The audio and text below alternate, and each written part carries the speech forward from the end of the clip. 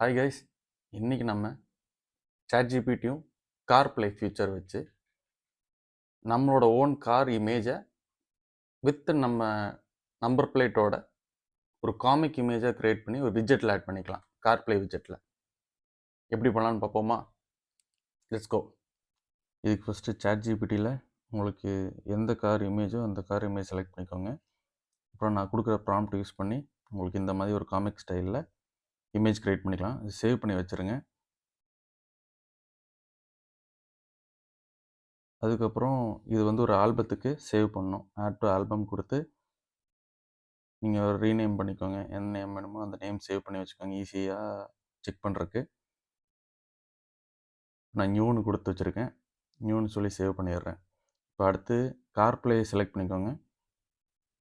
Select பண்ணி அதில் உங்கள் டிவைஸ், அதில் விஜெட்ஸ், அதில் add new widgets, photos, add to விஜெட் கொடுத்து ஃபோட்டோஸ் திருப்பி செலக்ட் பண்ணி சூஸ்.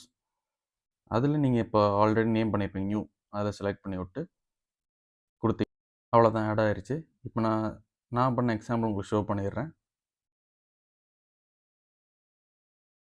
இப்போ நீங்கள் பார்த்தீங்கன்னா இந்த மாதிரி உங்களுக்கு ஷோ ஆகும்.